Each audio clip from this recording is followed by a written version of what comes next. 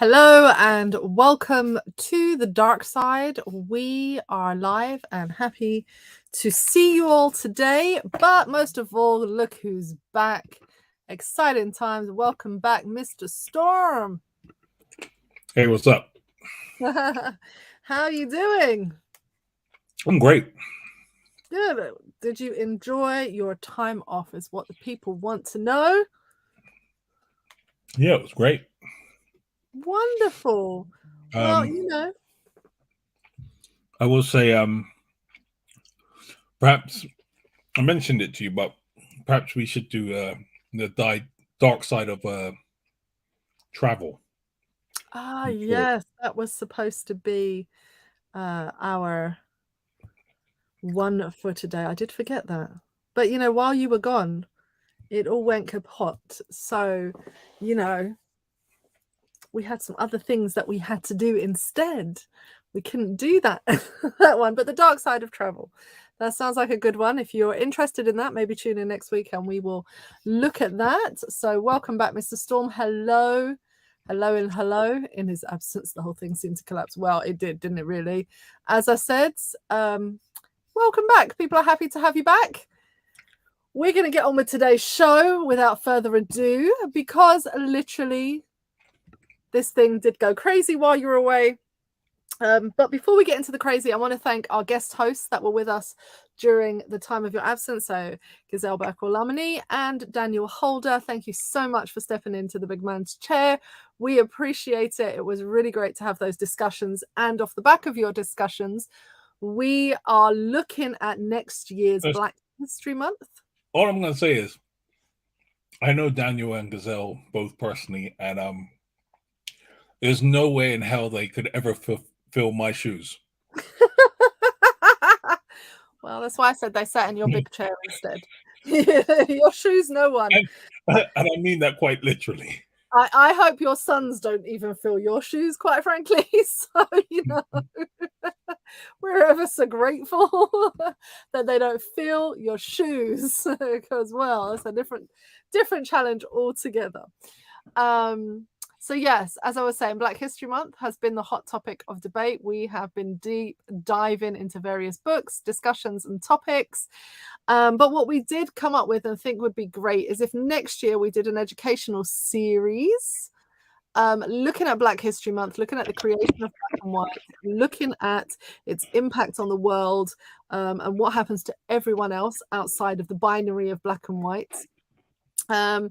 And so if your company or organization would like to host, if you know somebody who would like to host us, then whose Jordan game is strong? My Jordan game is strong. Someone's Jordan game is strong. I said my Jordan game is strong, but I didn't say my Jordan game was strong. So thank you for that comment.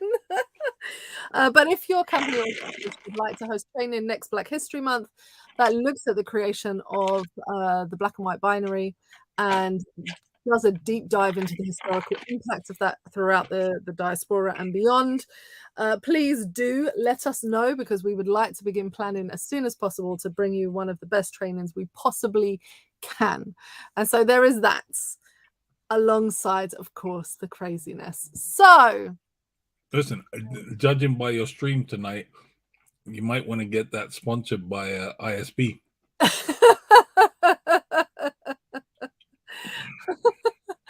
Well, oh my goodness.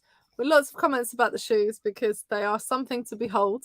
And anyone who's seen Mr. Storm's shoe collection will know that's something to behold. But while you're away, the political system descended into chaos. The UK set a new record for the shortest term for a prime minister at 44 days for Liz Truss. She was in, she collapsed an entire economy, and then she left as quick as that. And so today I wanted to go through and have a real look at what is the UK political system? What does it actually mean? Right. Before you go any further, I'm sure some of the people that watch us from the US will be laughing at Liz Truss and being in office for 45 days. Well, can I just say that's 44 days longer than any female leader you all have had. And please note, I did say 44 intentionally because there was the one day Kamala Harris was actually in charge when Biden was having his operation. And for that one day, she had to hide in a bunker. Now, Liz Truss, as awful as she is, didn't have to hide in a bunker. So, as you were. Yes. So, shortest prime minister, of course. And we have a prime minister, not a president. And so there's all of that. There is also the fact that there is talk of bringing back Boris Johnson, a completely failed leader, back into power again for another term, for the duration of the rest of this term, I should say. But before we get there, I want to unpack a few of the terms for people who are not from the UK. So, as it currently stands, the political system that we have, they will have a general election in 2 years. Basically, on the 2nd of May, 2024 is the next time they're due to vote a government again. So we already have the date. We know when it's coming. The question is, how did we really get there, and what do all of these things mean? So the British system of governance is called a constitutional monarchy. This means that the country is governed by a king or queen, and in this case we all know that it's governed by a king at the moment. The queen just passed. It is also a parliamentary democracy, so it's both things: a constitutional monarchy and a parliamentary democracy. And basically, you don't get to pick your monarch, but you do get to pick your parliamentary officers, so to speak. But let's just pause on the monarchy so that you understand how it works.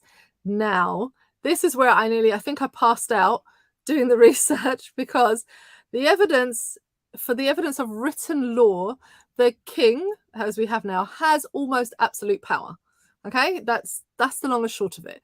And it's, yeah, they are the head of state, they are the head of the church, and they're head of the armed forces. Every autumn, they make a speech to say what their government is going to do, even though the people may have elected those parliamentary officers. They will say, my government, because it is actually their government, not the people's government. And in law, in paper form, this was stressed a lot of times as I was reading. This is on paper only. In practice, we do things slightly differently. Okay, lie down. We have the same is true for the amount of officers that they can actually fill. So there's 100 ministerial positions that the monarch actually fills within government. And so we have this system in which the monarch actually has the final say. They vote on the final laws. A law cannot be passed in the UK without the monarch approving it. They basically find it very difficult. You cannot have any of those things in place. And so,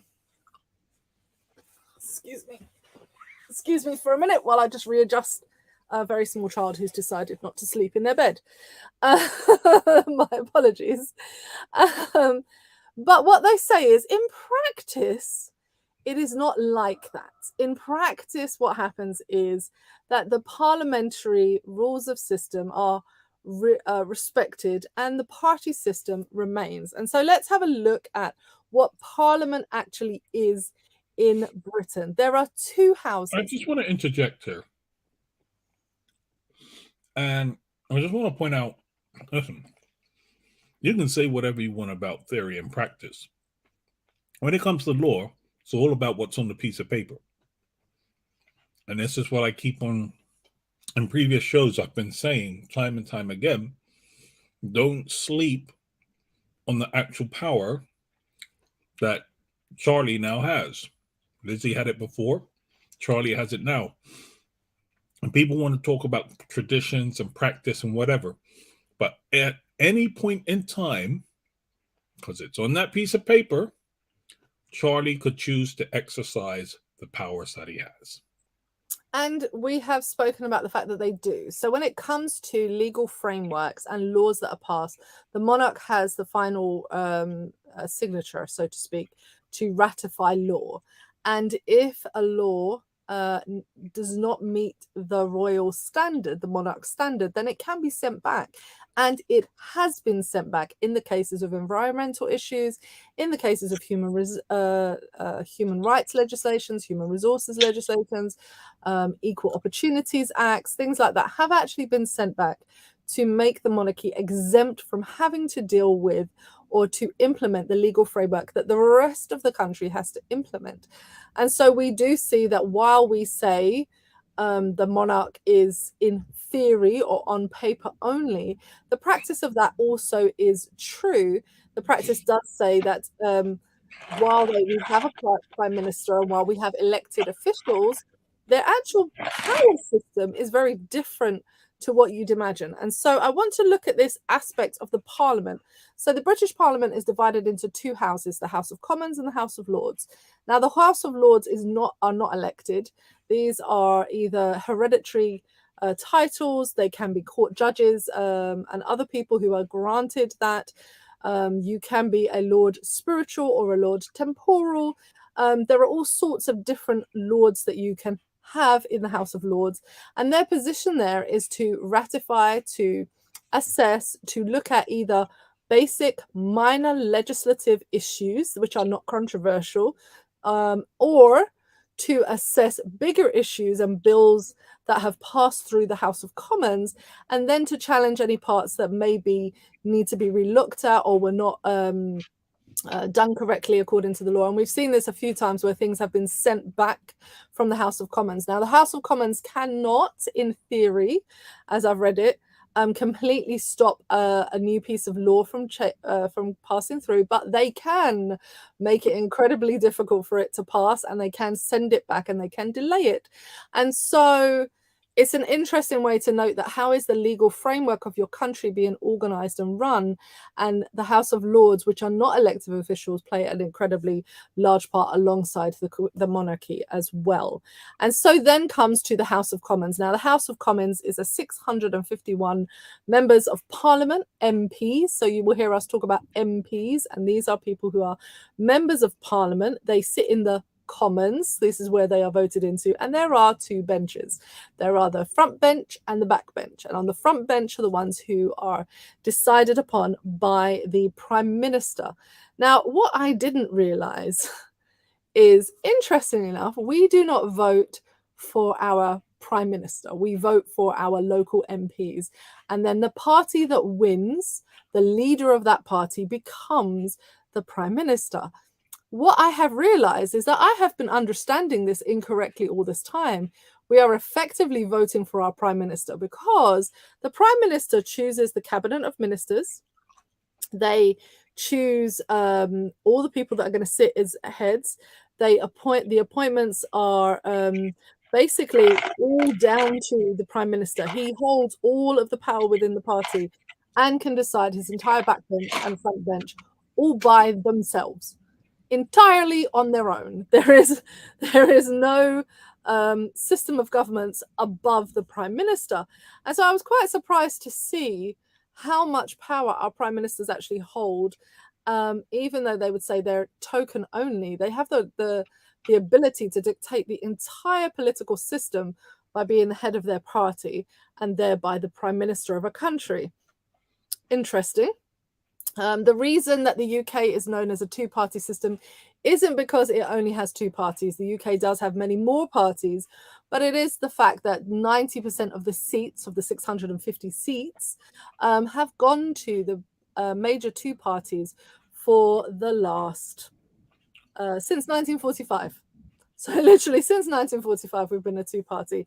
In recent years, there's been some other additions. Right. Have I covered most things? What I haven't covered is who are the two big parties. So in the UK, we have two major political parties, and then we have a few others. The others are regional parties local to Scotland, Wales, Northern Ireland, have their own political systems and political parties. We also have political parties like the Green Party and the Liberal Democrats. Are another large party within the UK. They are what they say on the label, green, of course, being more environmental and having more universal basic income, more people-centered, environmental-centered policies that they would like to implement. And what you see within the Scottish, the Irish, and the Welsh assemblies is the fact that they have more nationalistic sentiments and ideas for their nation's parties. And those look a little bit different in each country, but that's a separate issue. Then we have, pause. Yeah, I just want to push back on your use of nationalistic. Oh. I will probably say it's more liberationist than nationalistic. Okay. But I can live with that. Okay. If anyone wants to ask why, please do add this to the comments section. I'm here just to fill you in on terms of use and ideas that maybe you haven't really grappled with, or maybe, if you're from the UK or if you're from somewhere else, ones that you didn't actually know existed. The UK governance system doesn't have, obviously, a president. We have a prime minister. We have a king. We have houses of commons. We have elected officials and unelected officials in the House of Lords. We have all sorts of different systems. And so we have things like MPs, which are our elected members of parliament, and these are regional. And so there are 650 regions in the UK. These are normally councils, but can be, if it's a smaller area, a number of councils put together, depending on the borough. We also have something for our Tabitha's brain's gone. We have mayors in some cities that are larger. So there's a number of different types of elections. But I want to get to what are the two major parties within the UK. The first being, the first is the Conservative Party, because that was founded in 1834. So it is one of the longest running parties. It is interjection. Sorry, this must sound like I'm mansplaining all the time, but I think it's important to give the Tories their full name. It's a Conservative and Unionist party, and the reason I say that's important is because it underlines their the typical imperialistic views that a lot of their politicians and their members hold. So when you talk about Little Britain and all of these things, they hold on to these ideas, and some of that's inherent in the name. Anyway, sorry, carry on. I hope you're enjoying our educational whistle-stop tour, because I want to get to the discussion. So we have Conservative Party, also known as the Tories for short, and the Tories have held actually the majority of power in the UK for the majority of time. They've won the most general elections, and their policies are what you would call ideologically conservative. They favor smaller governments. They favor free market economic policies. They prefer not to have many social policies in place. Oh gosh, here we go. Yes. Yeah, I was just going to give the cliff notes and just shorthand it for our US viewers and just say think Republican. Well, the reason I didn't say think Republican is simply because I keep asking the same question, which is, what does it mean when people say I hold conservative values? And I want a conservative government, either being a Republican or whatever your ideology is behind what a conservative is. And what I realize is, for a lot of people, they want their cake and eat it. They want to have all the freedoms that they can possibly have without any legislation, without any safeguards for other people. But for their actual self, they would like all the protections of a social system. So I find it really important to identify what a conservative ideology is. And a conservative ideology is smaller governments with less control, less oversight, less legal restraints upon businesses, less legal parameters, less inputs within the economic system, and allowing a free market economy in which people basically vote with your feet. You either buy the products or you don't. Is the simplistic, I'm a business studies major, so I'm going to say very simplistic idea of what a free market economy is. For those of you that can't tell, I do not think that it is a great political or economic policy for a country to hold is a free market policy, but that is the idea. They have become more socially liberal, the Conservative Party, in fact, legalizing same-sex marriage in 2014. But there are definitely tensions within the Conservative Party of the UK about what it means to be conservative, particularly as it pertains to issues like immigration, with Brexit, so on and so forth. They have typically appealed to the so-called middle class, upper class voters, but we have seen that turn on its head in the last election with Boris Johnson. And so that is an overview of the one big party. To the right of the centre. To the left of the centre is the Labour Party. Now, the Labour Party was founded in 1900. It was a coalition between trade unionists and socialists. So now you have to understand the foundations of the party are very different. They speak to a different ideology.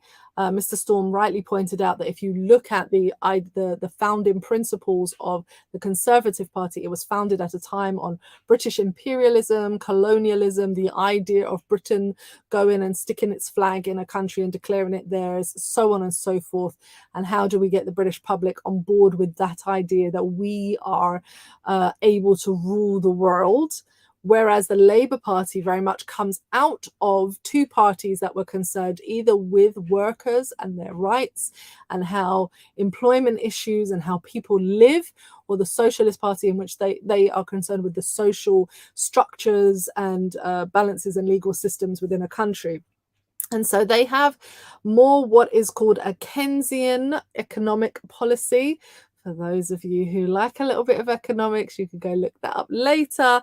But basically, they are strongly for the more higher taxes that will then fund systems in place for what people would call the welfare state. Things like the NHS that exists within the UK. They have different, they used to have many more publicly owned resources, but those were sold off under Conservative government. So there were gas, electric, so on and so forth were publicly owned. Telephone, postal, pretty much any service you can think of was nationally owned and then was sold off under Conservatives over the time. They are for workers' rights, LGBT rights, gender equality, immigration policies that are fair and manageable. They are pro-Europe generally. And so the majority of their MPs voted against Brexit, and its traditional support comes from the working class and more socially liberal voters, although that really did take a hit under Boris Johnson. So, do you have any questions about what it means when we talk about the British system? Because we're about to unpack a little bit of the chaos that happened under the Prime Minister Liz Truss and what will happen next within the Conservative Party, who get to vote for the new Prime Minister of the UK. And as it currently stands, Rishi Sunak is in the lead with 149 votes to Boris Johnson's 57. And I forget the third person's 23. I forgot her name, I'm sorry. It's probably because I'm holding a small sleeping child. So forgive me. But do you have any questions about the kind of background to what we're about to talk about? Do you not understand any of the terms? Are there things that we could help clarify for you? Because we'd like to do a little bit of a deep dive now onto what is the dark side of what is going on. And what kind of state we're in. So one thing I want to mention that's really important that I've forgotten to say, which is that the UK has a general election every 5 years. There are other elections that happen throughout that time. So every 4 years, you have different parliamentary seats that come up in local areas, and you have local government and local mayoral elections every 4 years or every 3 years, depending. But for a national general election, that happens every 5 years. We already have the date. What you don't know is that we can call for a general election at any time in between, except you need a 2/3 majority. Now, this is where you realize that things are going to get really bad. To get a 2/3 majority, you would need the entirety of not only the opposition party and all of those who oppose the or on the opposition side, but in addition to that, you would need some of the people who currently hold power, who are the current political party, the Tories, to actually vote for a general election, because you need a 2/3 majority. Now let's look at the statistics. This is where it gets interesting for me.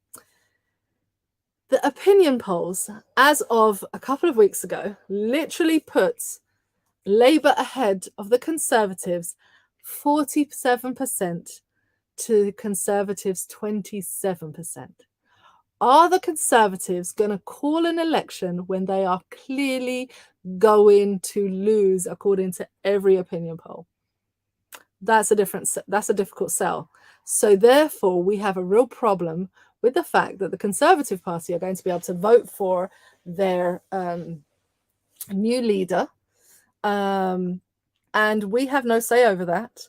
But there is nothing we can do until the 2nd of May, 2024.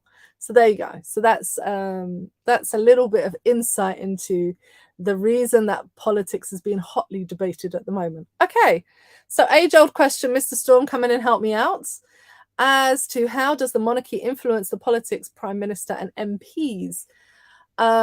Okay, so this one is fairly, in theory, on paper, the monarch has complete control. The monarch can say the Prime Minister has to go to the monarch to ask permission to form a government if their party wins. And on paper, the monarch can say, no, I don't like you, find someone else. No, I'd rather have this person. That has yet to happen, as far as I understand it. There is a tradition of accepting the will of the people. So whichever political party has been voted into power, the monarch accepts that this is the will of the people and therefore does not change the prime minister or the leader of that party. That's the general kind of gist of it. Can, however, the monarch do something different? Yes. At any time, the monarch can say no. They just have not done it. Shireen, in terms of MPs, however, I think that's slightly different, because I think the monarch does have a private conversation with the prime minister that's elected, in which nobody quite knows what's happening. And of course, after that, the government is formed by alone the prime minister. So I could imagine that there's a lot of influence there. Shireen, in theory, the monarch could turn around and say, Shireen, I want you to be prime minister.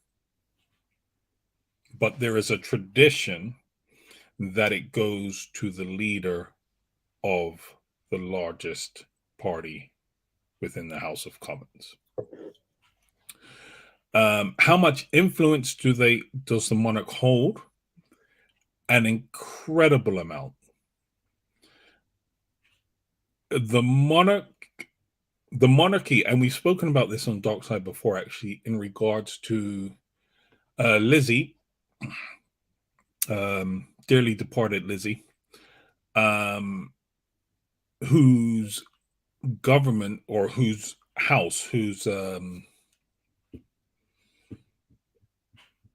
her people lobbied to be excluded from certain legislations, one of them being the Race Relations Act. And it's actually a matter of record that they wanted to be excluded because they didn't want to hire any Black people within the palaces and within the palace administration. So they wanted to actively be able to discriminate against that. So they were exempt from the Race Relations Act. In the past maybe 15 years, I think, that has been amended so that they're no longer exempt. But then again, we all know how it turns out for Black people that go into the monarchy and the household. Just ask Meghan. So, yeah, the monarch has an incredible amount of influence, and also you have to factor in British culture surrounding the idea of the monarchy. So, there's an incredible amount of deference given to the monarchy, even by people that aren't necessarily at heart monarchists. There's still a certain amount of deference. So, yeah, it's an incredible amount. And of course, as we said, nothing becomes law without the monarch saying so.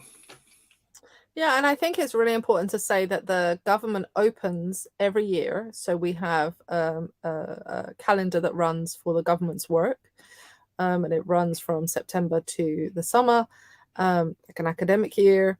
And during that time, they are supposed to pass legislations, laws, and look at different areas within the governance of a country. And what happens is, up until now, of course, it was Queen Elizabeth, but the next one will be done by King Charles. And he will literally say, my government will be da da da da da da da, and will lay out the policies that the government will thereby be looking at.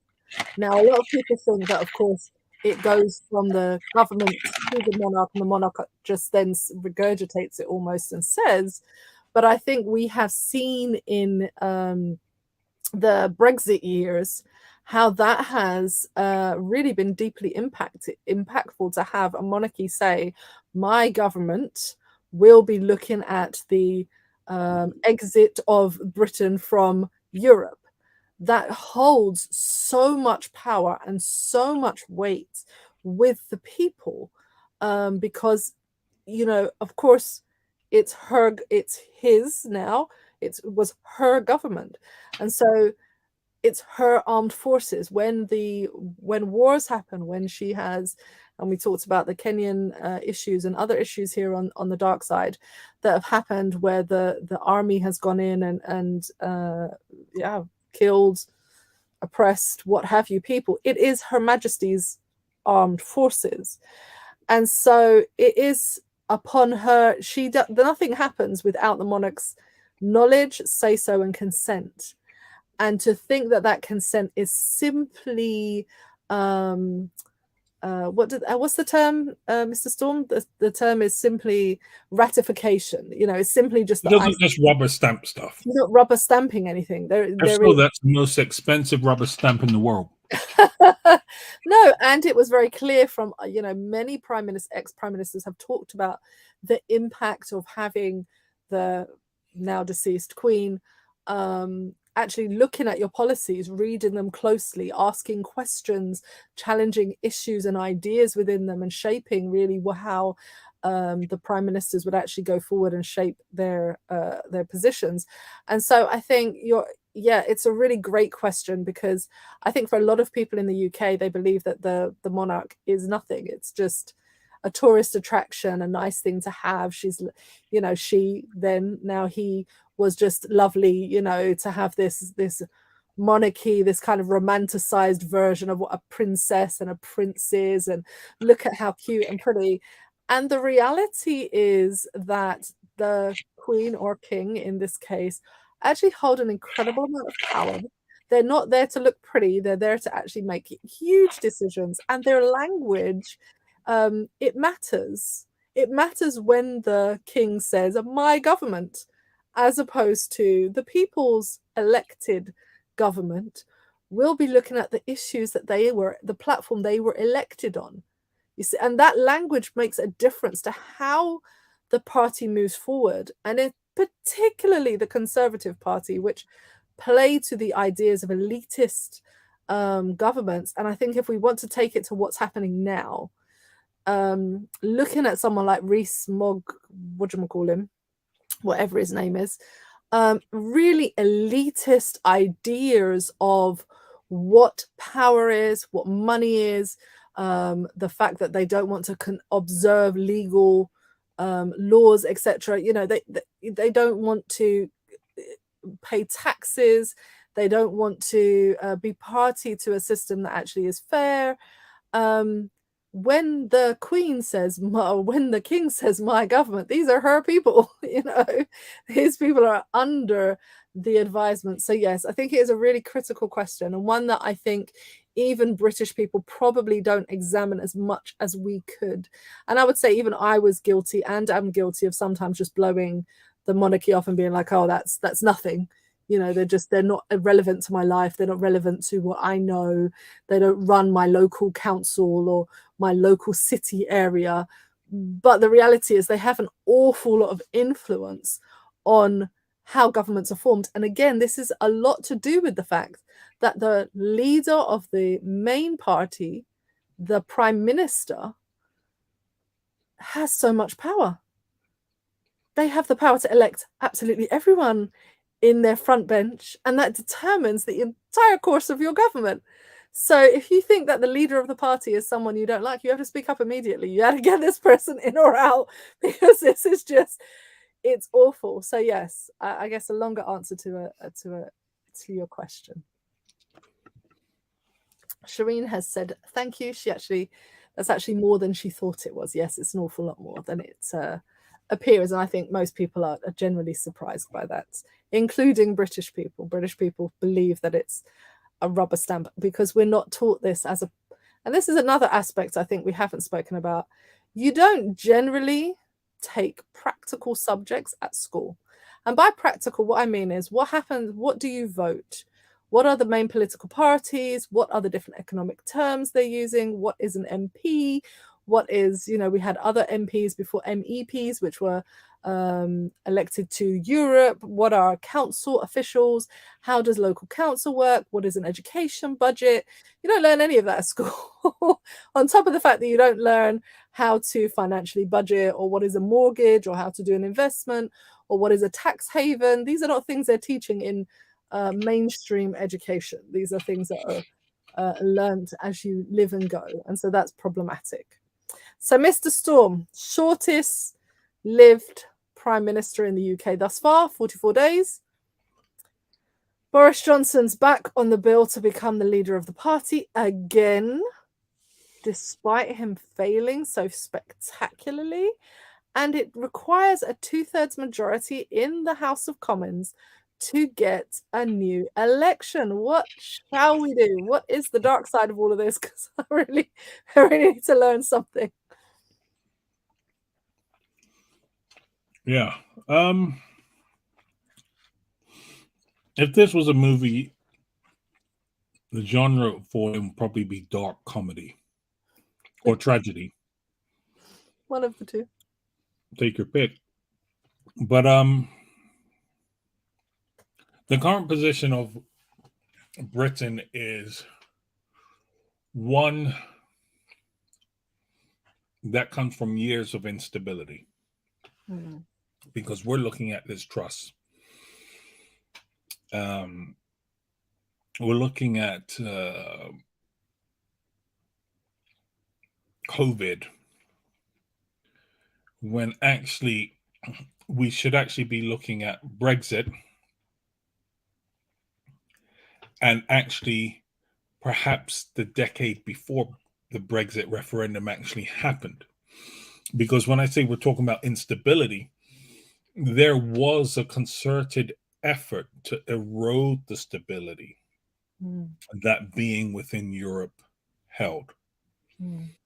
And so the erosion of the stability is something that has been going on for a long time. The only thing is that I don't think they foresaw the consequences that would occur. And I think it got out of control, became a beast too large for them to handle. And so when we're talking about instability, here's something we need to consider. that since the Second World War, Mhm. nearly a quarter of all British prime ministers have come within the past 6 years. That's a lot of prime ministers. That's a lot. It's an awful lot. It's an Right? awful lot. It's an awful lot in a very short period of And time. when they vote in a new one, it will actually surpass 25%. 25%. Yeah. Right? So you have to consider that. Now, factor into this that of those prime ministers, at best, at best, 50% of them were voted for, and 75% of them weren't voted for by the general public at worst. Okay. Okay. Right? So you've had the Tories in power for the past 12 years. In the past 6 years, you get a quarter of all British prime ministers since World War II. Now, how this comes about is you have the erosion of stability that leads to the Brexit referendum. The results of the Brexit referendum lead to David Cameron's resignation. Now, the way the British political system is set up is that when the prime minister resigns, you don't get a new general election. The membership, and I don't mean the MPs of the Conservative Party, I mean the members, Mhm. they get to decide who the new leader of the party will be. Mhm.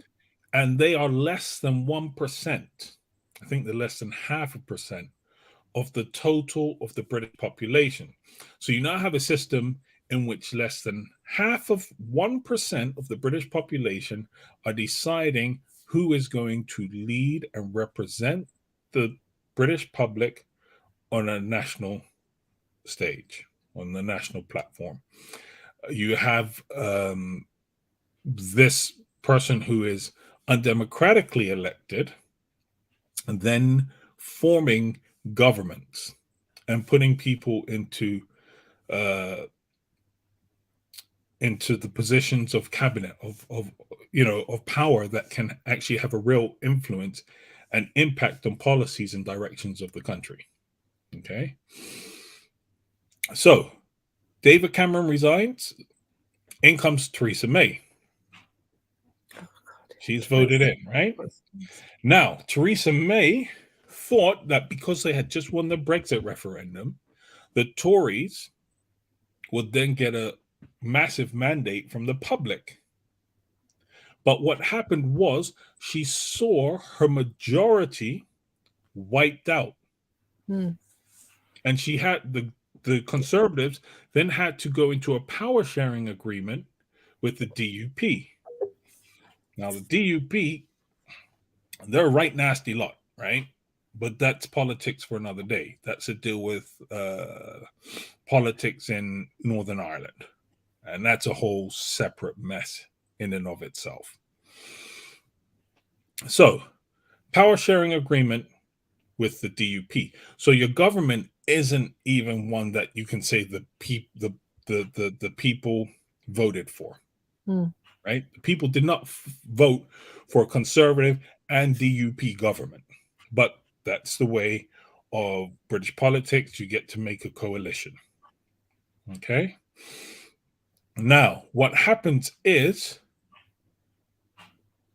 Boris Johnson starts his machinations, stabs Theresa May in the back, which meant that there was a vote of no confidence in Theresa May, which leads to another vote within the membership for a new Conservative Party leader.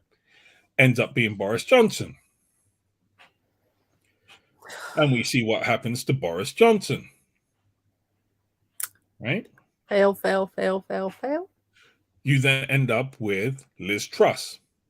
44 days. And we see what happens to Liz Truss. Now, what you have to understand is that within that process, what's happening is that each successive leader forms a new cabinet. but they can't always form a cabinet with those that previously held positions, right? Because there's political alliances, there's all sorts of stuff. People don't want to be tarred with uh, the brush of the previous administration or with the brush of the new administration. So what happens is you are initially what happens. So let's say start off with David Cameron. Let's say he has now picked the best of the best that the Conservative Party has to offer for his cabinet. Each subsequent cabinet is going to be worse than the one that preceded it. Right? Because you've already weeded out, you've already taken out the best at the first cabinet. Right. And they don't tend to keep the cabinet the same. They tend to shuffle it every time. Because it's political alliances, it's all sorts of things going on. They shuffle it every time. So now you end up with Liz Truss. We're now what? 4 prime ministers in? Yeah. Right? And within those prime ministers, you've had more than one cabinet under some of those prime ministers.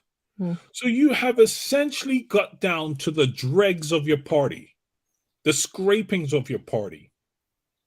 And people might say I'm being mean in all of this, right?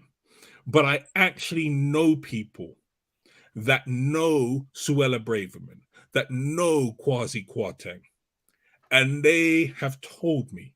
I know people that went to school with these people and told me these people are not the brightest people. Well, I mean, I don't even think it warrants even all of that. Like, I think if you were listening to them, number one, you would find that when you listened to them, that they were very contradictory. They were not in the interest of people. They were not necessarily doing policies that worked. But in addition to that, they were not following the advice of everyone who works in those fields that they were elected to, who told them this wasn't going to work. This was going to fail. They had written a book that had, listed these policies, but had actually, when all these policies got listed, people said this is not going to work. You cannot literally free fall an economy, which is what it did, and yet still they went ahead and did it. I mean, Rishi Sunak literally in the debates with Liz Truss said out loud in a microphone to the British people, to the Conservative Party, if she does this, the economy will free fall. Right. But this is what I'm saying. You say it doesn't take all that. It takes a degree of intelligence to understand that there are people smarter than you. Yes, I do. But I mean, you're saying you did the personal knowledge. I'm like, I don't even require personal knowledge of them to know that their economic policies were pants. Right. But this is what I'm saying. Put the policies aside, right? Because the policies are horrific. But if you had some sense to you, you would understand that there are people that know about these things more than you do. They don't have that, right? So policies aside, they're actually imbeciles. Right?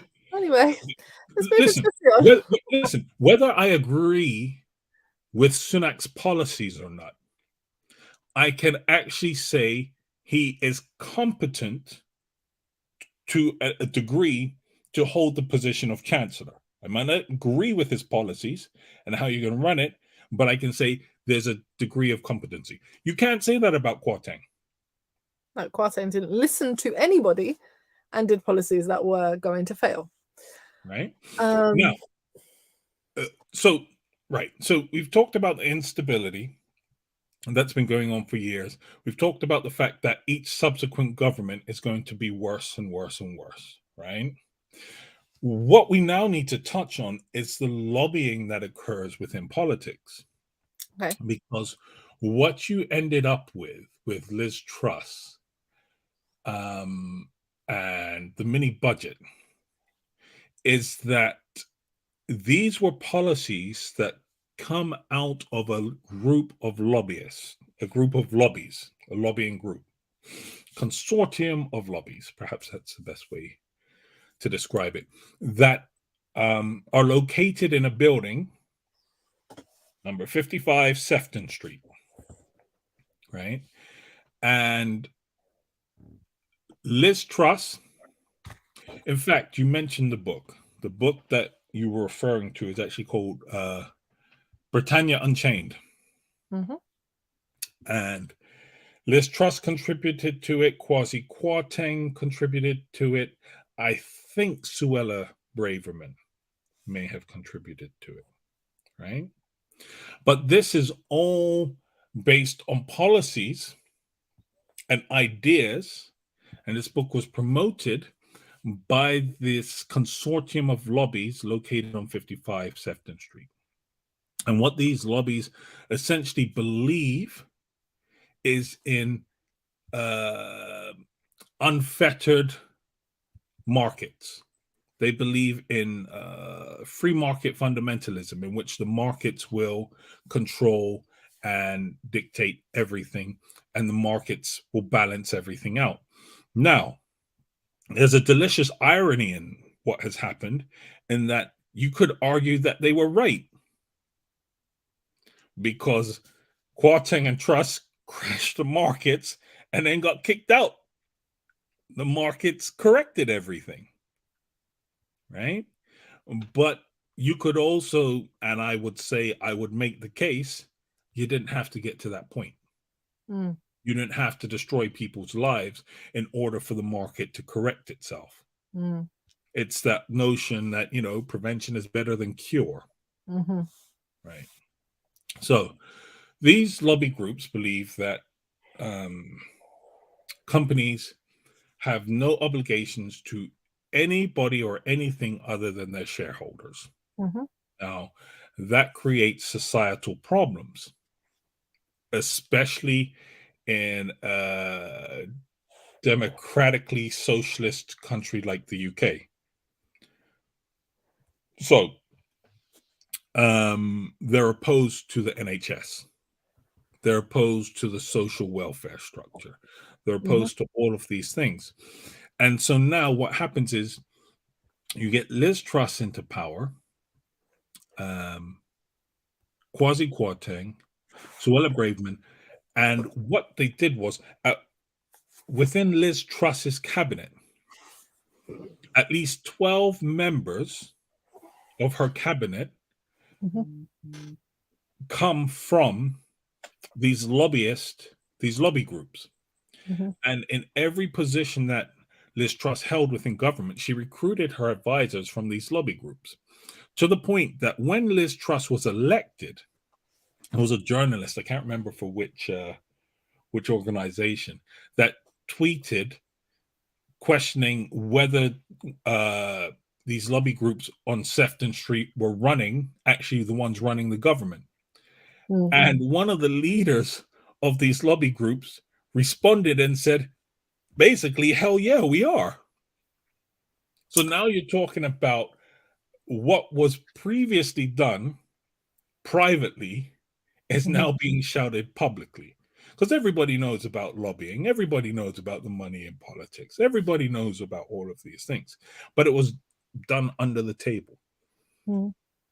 But so far have standards been eroded. So far has trust been eroded that it is now acceptable to declare your corruption.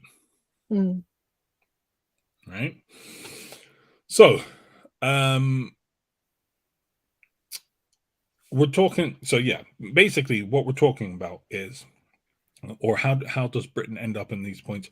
It's a longer process than simply Liz Truss for 45 days crashing the economy. This is a process that has been going on for decades now. For me, I think I even question, because you said a process that's been going on for decades, and what I see is a couple of factors that you mentioned. One is, what is the nature of the UK? What are the nature of the people that live there? How have they voted historically?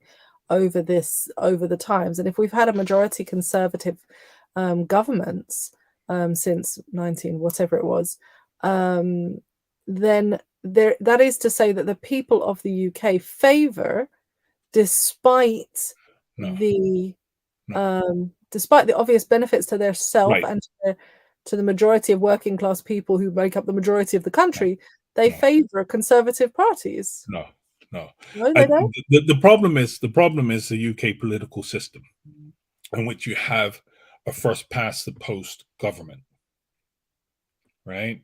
So first past the post is the winner.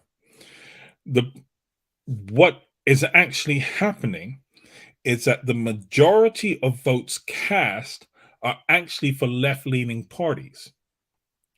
So if you took the total number of votes cast throughout the whole of the UK, more people will have voted for Labour, for the Greens, for Lib Dems, for all of these left-leaning parties. The problem is that the votes are split, but the actual political tendencies of the population are left-leaning, because there's typically only one, and now there's only one right-wing party, and I am not going to say right-leaning because they are right-wing when you look at their policies, right? I'm not dealing with this alt-right nonsense. Let's call things what they are. So the alt-right nonsense, forget that. That's just a pretty label for an ugly thing, right? It's a pretty label for old sin. So what was I saying? Because there's only one right-leaning party, all those who are right vote Tory. And is that because in the extremities of right exist, of course, let me rephrase the question. Is that because when we talk about right-leaning, it often goes hand in hand with colonialist, imperialistic ideas, which are steeped and based in white supremacy, in which the idea of class becomes very important. So people being free, people having this idea that they have some right to just go around sticking their flag in things, this idea of Little Britain, so on and so forth. To my bed. You're going to go back to your bed? Okay, give me 2 seconds and I'll help you. Is that a thing? Is that something that we are seeing? And therefore, when the right parties actually split, it's very difficult for them to keep a split, because the white nationalists actually show their colors. And so a lot of the splits that have happened within the right side of the equation have been due to them not being as pro-white as so you've had like the different parties that are formed based on the idea of white supremacy solely, as opposed to the kind of cover of conservative ideals. That's in short what I'm trying to ask while dealing with a small child. Right. I'll be back. I think in response to the question, I would say that it's more so that parties that trend to the right adapt quicker to changes. And by that, I mean that when there is a party that rises up, and the parties, when you have a right towards the right of the spectrum, you don't typically tend to find parties that are on the right that will move more to the center. You find that they tend to typically move further and further to the right. So we'll take British politics, for example. When the whole Brexit nonsense came up, you didn't find a party that was right-leaning that straddled more towards the center. What you found was that they went more towards the right, and you had the creation of the Brexit Party. Mm-hmm. Right? And so what the Tories then did was they said, oh, we've got a challenge to our majority of the right, we are going to trend more right. And so we're going to try to win back our voters that went further right by moving further to the right. Okay. And so Right? there's just this constant shift towards these white It's a nationalistic. constant shift towards the right. racist And then what you find ideology. is that parties that were more centrist or leftist themselves will trend towards the right. Because what they are seeing is the right parties are gaining power. And in order to gain power, we need to get more of the votes. The flaw in that thinking is that more of the votes are on the right, Right. when Okay. actually it's a small minority that are on the right. You'd probably get more votes trending more towards the left. However, what you now then have, if you trend further to the left, is it's going to put you in conflict with those that hold money. It's going to put you in conflict with those that control the media. And within British politics, we saw this with Jeremy Corbyn, where he was slandered from pillar to post. Lies were blatantly told upon him. You know, there was a concerted effort of disinformation from all sectors of the media in the UK. And what do you know what the reason for that was actually? Go ahead. Right. So, under his leadership, he actually got rid of the majority of lobbyist donors. So Labour funding, he grew Labour funding by kicking out the lobbyists. Wow. Right? He got lobbyist funding down to about, I think it was something like 10% of Labour's finances. And he actually managed to boost finances and recoup that by increasing membership of the Labour Party.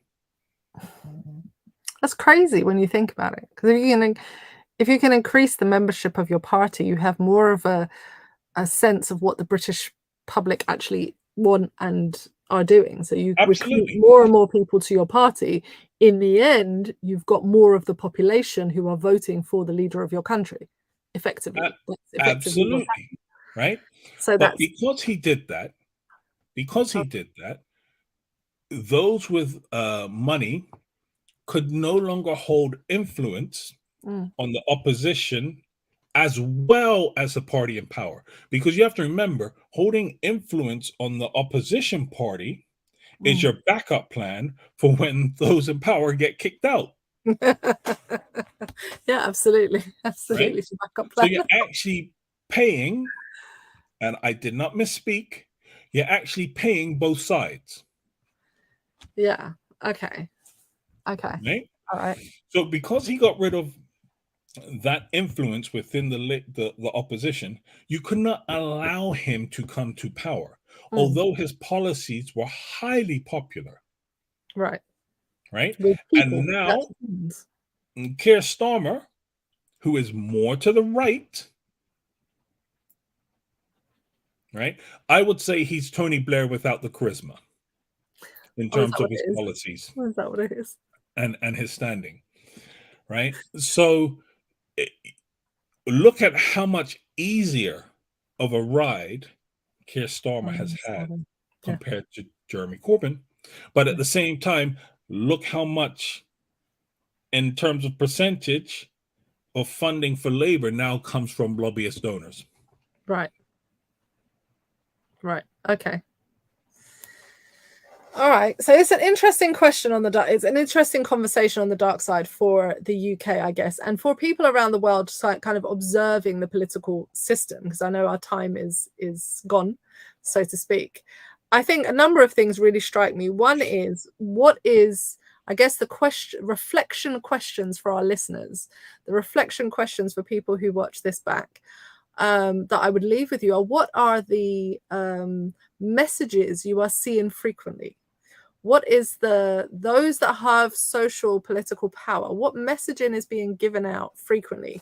And I think about the messaging around Liz Truss. From day one, the message around Liz Truss was she's not really running the country. She's not in power.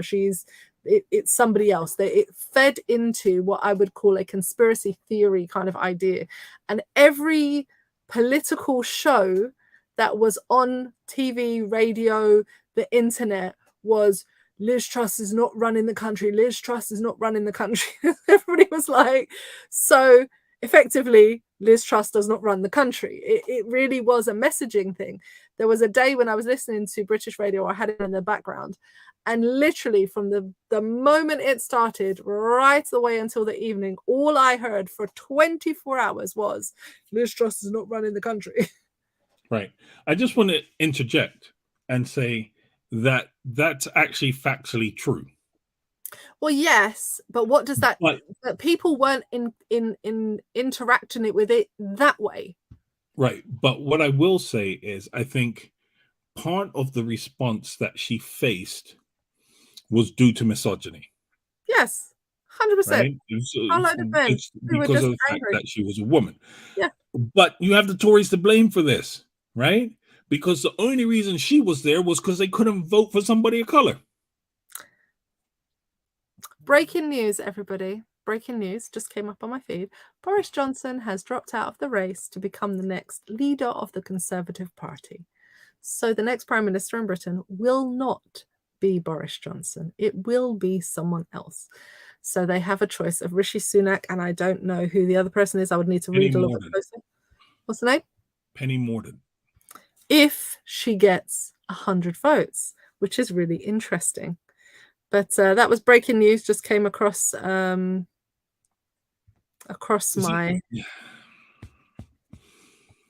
Part of me is, this is a bittersweet thing because, once again, in some ways, it supports the position of these lobbyist groups, the Taxpayers Alliance, Institute for Economic Affairs, etc., and that the markets will regulate themselves, because what's happening is the markets have seen Rishi Sunak as Chancellor and believe he has the economic skills to help Britain get out of this mess. Also, he was the one that said to Liz Truss, if you do this, this is how the markets are going to react. So in some ways, this is the market picking Britain's next prime minister, right? And that leads us to a slightly different dark side that I think we should do at another time. Right. But what I'm going to say is it comes back to the position of, isn't prevention better than cure? Yes. Right. Yeah. Sorry. Anyway, I interrupted you. Yeah, well, breaking news interrupted us both. Breaking news was that Johnson has said he will not run in the leadership race. He has withdrawn, so he was not getting enough traction within his own party, because you needed to have 100 votes by tomorrow morning. It was clear that he was not going to get those 100, I think, and therefore he left. Johnson is all about popularity, and thereby, if he's not going to win, he's not going to take part, is literally what he does, is his whole MO. But I think for me, there's a couple of reflection questions that I really feel like we as astute residents, citizens, whatever you'd like to describe us, really need to think about. One is the messaging that you're hearing. What are the messages that you are hearing frequently? And what are the extreme messages within that you're hearing? And I think the point that you've raised about maybe the people vote in majority form, in block form. And if you take the whole country as a whole, we get majority left-leaning parties. But what you end up with, because of this idea of there only being one party really on the right, it ends up with a right-leaning government, is that we have more power than we think, I guess. And we need to be more strategic about how we vote, but we also need to think about the long-term ramifications of leaning towards the right constantly, when that's not in the best interest of actual humans. I don't think we need to be more strategic in how we vote. I think we actually need revolution. because we need to completely change the political system within the UK, right? Being forced to think strategically and vote strategically is not the answer to the problem. Okay. It's a band-aid, right? It's a band-aid to a problem. Well, I'm saying, we're not going to get that change under our current leadership, right? Let's all call a spade a spade. Under the current leadership that we have, as I said, you've got the 20 whatever it is of May 2024 is the 2nd of May 2024. That's the next general election. To get a general election before then, you will need a 2/3 majority in the House of Commons. The House of Commons would need Conservative Party members to vote in favour of having that. Are they going to vote in favour when they clearly see on paper they are losing? No, they're not going to vote. They're not going to vote for a pre-election. They're going to hope that whoever they vote in next is going to be better so that they can win again, because in the end, it's about winning, it's about power, and it's not about what's in the best interest of the people. And I think that people need to wrestle with that. You need to actually deal with that issue. One thing I can say, you say that it wouldn't happen. One thing I can say in regards to that is that over the past few years, British politics has given me hope that there is a possibility for that to happen, because we have seen in the UK that the turkeys vote for Christmas. And so there is always the possibility of British people going against their own self-interest. Fair enough. Admittedly, I haven't seen that come from the House of Commons yet and members of Parliament, but there's always hope. There's always hope. Well, I hope that this little bit of education is helpful to people in the UK and outside of the UK who may be looking at the British political system and making their judgments, assessments, etc. I hope you've understood a little bit more that the power structures works maybe slightly differently to your country, and what that actually looks like in practice, and why we have this farcical system of constantly voting for new prime ministers at the moment, under the current term of the reigning party, so to speak, and what that power structure looks like. What makes me sad, and this is a real personal bugbear of mine. So what makes me sad is that for a lot of people, they can see all of this evidence. They will hear what we've had to say.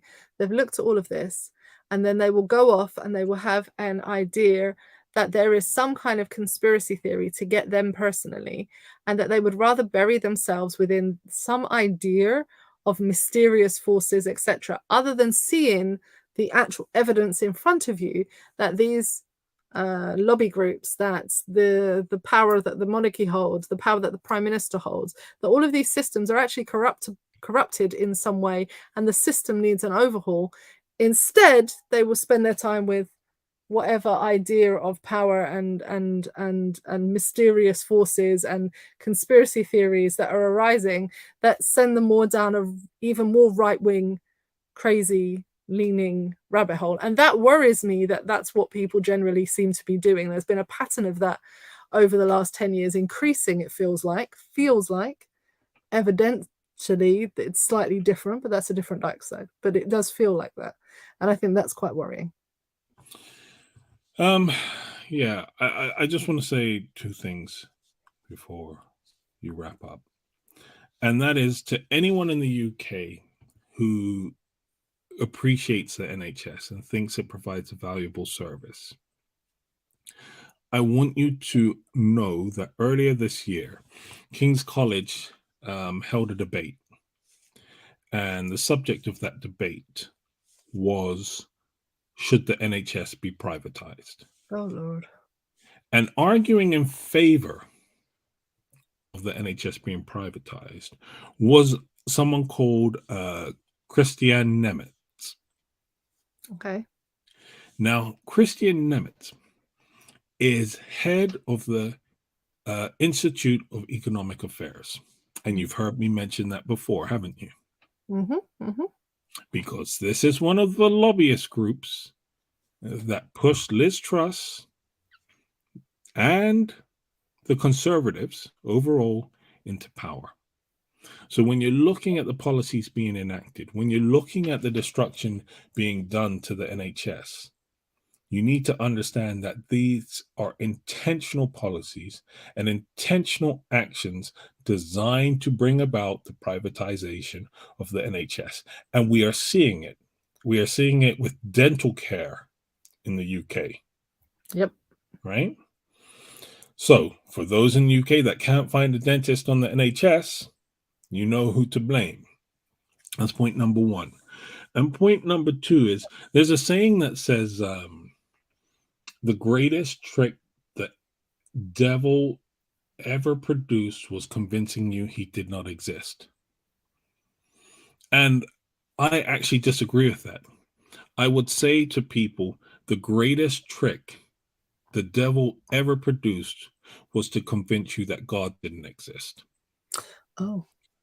And I say that because when we have this concept of the devil who is bad, we also have a concept of God who is good. And in convincing you that God doesn't exist, it convinces you that things can't be better. And part of the problem is people are now so disillusioned. They're saying, I'm not going to vote anymore. I can't get involved in politics. I can't do this. I can't do that. So for me, the biggest trick the devil ever did was to convince you that God, that goodness, that things could not, or that things, better things do not exist. Not that things can't get worse, because we know they can get worse. We just never envision them getting better. Well, then I hand it over to you. Well, I don't really have anything to add to that. I'd like to thank everyone who has joined us this evening, who has participated. If you have more questions, if you want to know anything further on this subject, there are basic courses available, introduction to UK politics that you can take online for free, or articles that you can read that can further inform you.